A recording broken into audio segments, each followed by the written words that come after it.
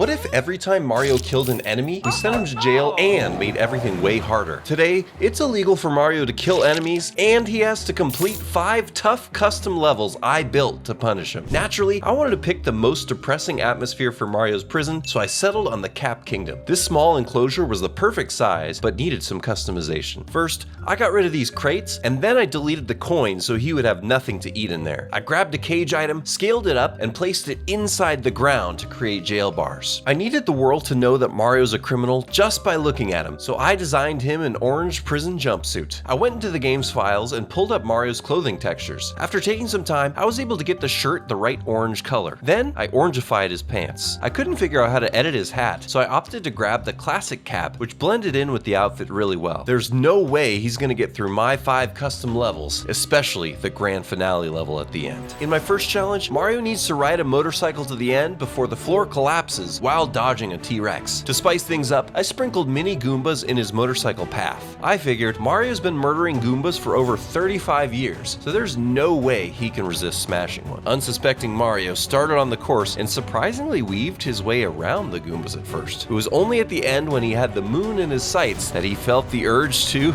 It's so satisfying to see him being charged with his crimes for once. Mario's first prison sentence is only 15 minutes long, and I needed to make a brutal edit to this course. He needs to beat each level without killing an enemy to move on to my next one. I added ice barriers all over the road to make driving way tougher. I then added some tank enemies to shoot at Mario while he drives to give him another element to have to dodge. Now that he saw where those Goombas were, I needed to change something to make it hard. Because of my limited time, I doubled the amount of Goombas in each area to have twice as many targets for him to avoid. I even added bigger Goombas at the bottom of the level in a giant horde that could take Mario down or die trying. Something was still missing, so I added some spicy lava on the road. Mario's first jail sentence was up, and I knew he would be much more careful this time. The constant pressure of the T-Rex forced him to move fast and make split-second decisions. If he made any poor choices in direction, he could hit an icicle and fall into the darkness below. Lava made some of the ground undrivable, but somehow he avoided it and barely missed running over this group of Goombas. Mario made it to the end and snagged the Power Moon right before the vengeful Goombas could devour him. The second level I customized for Mario requires him to collect 5 moon shards by throwing Cappy and moving these rotating walls. I wanted to make mummies come out of nowhere to startle Mario so he would accidentally kill them with Cappy. After plenty of experimenting, I put mummy generators all over the map. Mario started through the puzzle course and got cornered by a few spinies and a mummy that jumped out. He tried to dodge him and he's back in his cozy cell to serve his next sentence. Mario's figured out that he has to complete all 5 levels to get rid of this new anti-murder law, but what he doesn't know is that if he murders a total of 5 enemies, he'll be permanently jailed for his crimes. I only had 12 minutes to make this level even crazier before Mario returned. I decided that the spinies in the zone are too overpowered. They just get knocked back a bit from Cappy instead of die. Instead, I transformed every spiny into a large mini Goomba, so they were intimidating looking but also fragile. I added a distraction, making it harder for Mario to see by placing a ginormous stare-face ogre on the roof. Mario's time was up and he was a free man. He almost made a mistake right away. The yellow Goombas blend in with the rotating walls, so it was really tricky for him to avoid hitting them. Mummies popped up everywhere that could damage Mario and even could push him into holes if he wasn't careful. Mario needed to collect all 5 moon shards, but whenever he trailed a large group of enemies, he would have to face them again while trying to backtrack towards the center. To my disappointment, Mario was somehow able to snag all 5 shards and escape the level without killing a single enemy. I wasn't defeated yet. I'm saving my ridiculously tough level for the end as a failsafe to beat Mario. I decided to try to mess with Mario in the next zone by making him become a lava bubble to swim through pink lava. I added a few mosquito enemies that would charge right at him and die on contact. Right when Mario got in the level, a grower bug charged into him and he instinctively destroyed it. If we can just catch him destroying 2 more enemies, we can lock up this serial killer for good, and all future games will be about his brother Luigi. With time ticking down, I got to work. I removed all the lifts from the level so Mario could only navigate using the lava bubble. If he tried to leave the capture, this lava would burn him or he would fall into the abyss. I really wanted to put fuzzies on the tracks where the lifts were, but struggled to figure out how to do it and didn't have enough time. I then tried to add winged Goombas but couldn't get them to show up in the level. In a fast, desperate effort, I took them from a different level and placed more of those and more mosquito enemies all around the lava. I added a giant tank on this upper platform, hoping that it would continuously shoot giant cannonballs at Mario while he swam in the lava. With my small bit of remaining time, I placed 16 giant mosquitoes and 3 huge winged trained Goombas at the end section to all bombard him as he tried to grab the moon. Time was up, and Mario was ready to face whatever challenge I set for him. He had a tough time avoiding the mosquitoes and Goombas at first, but was able to take his time and dodge them. Because the mosquitoes didn't respond, it was easier than I thought for him to let them destroy themselves and move forward. I made sure that Mario had to launch up and over the tank, but to be honest, the tank wasn't very threatening and didn't even fire at Mario. I thought for sure we had him at the end, but he barely avoided all the attacks, grabbed the moon, and escaped. My next thought was to trick Mario with a foggy stage where he couldn't see the enemies. Laser beam launchers with hidden pop-ins make for a perfect combination to catch Mario in the act of murdering these helpless enemies. My trap worked so quickly, and it sent Mario to ponder his life choices in jail. I had no time to waste if I wanted to trick him again. I added more pop-in enemy generators in areas with no enemies. I copied those cap beamers and added them all around the level to make throwing Cappy extremely dangerous. I brought in magmatos from the Lava Kingdom and placed them around the stage. I felt like projectiles were missing, so I also found fire piranha plants to shoot fireballs and make Mario constantly have to think about moving. Spinies were great enemies for this course too, because they die to the laser launchers and can damage Mario on these narrow pathways. I even added this humongous fire piranha plant near the end, hoping it would snipe Mario the entire course with spicy fireballs. Mario's final timed sentence was up and he started through the area. He tried to move slowly and carefully this time, but the magmatos followed him and could even drop from high platforms to chase him. Mario had to be cautious about where to jump and to not use Cappy because enemies were littered around the platforms. Clever Mario watched where the pop-ins were standing and waited for them to move before jumping to be sure about where he could land in the fog. Fire piranhas were putting in work to add pressure on Mario not to stay in one place and to think for too long. He threw Cappy once out of habit and the fire piranha plant ate the cap. Unfortunately, Mario resisted the urge to stomp the piranha plant to get Cappy back. My secret weapon, the giant piranha plant, was a huge failure. It just slept the whole time and didn't hurl a single fireball. The spiny bridge at the end almost got Mario, but he ended up making it to the end. Now, he's gonna have to face my hardest custom level yet. I completely decked out this next level to make it really difficult for Mario to get through without killing an enemy. I started with a zone where Mario needs to capture a frog and hop over poison waves on platforms to reach a moon. I decided to take away the frogs altogether, so now he has to do tricky jumps to get across the platforms while timing these jumps to get over the poison waves. I wanted to add enemies on the platform so that even if he did make those jumps, he would kill an enemy and have to go to jail forever. I tried Goombas and flying Goombas first, but the game glitched out, so I went back to the drawing board. I realized that the poison piranha plants fit the theme of the level perfectly, so I placed them on every other platform. These guys also gave the opportunity for Cappy to get eaten again, so Mario would fall right into the grape jelly. The piranha plants spit out poison globs that could damage him and make him fall as well, so there's no way Mario can make it. This was it, the final stand. Will we capture serial killer Mario in jail forever, or will he slip away and continue to commit his crimes? Mario started off breezing through the challenge. When he came up to the second section, the platforms got way smaller and he took some time to figure out his plan. Miraculously, he timed his jumps perfectly and made it across. The last section needed speed to grab the key and a precise jump to make it back up. Mario finally made it to the top to grab the moon without murdering a single enemy. Mario may have conquered these challenges, but can he beat really hard custom bosses? Click on this video to find out. Please subscribe so Nintendo will hire me. I'm Arrowstotle, and thanks for watching.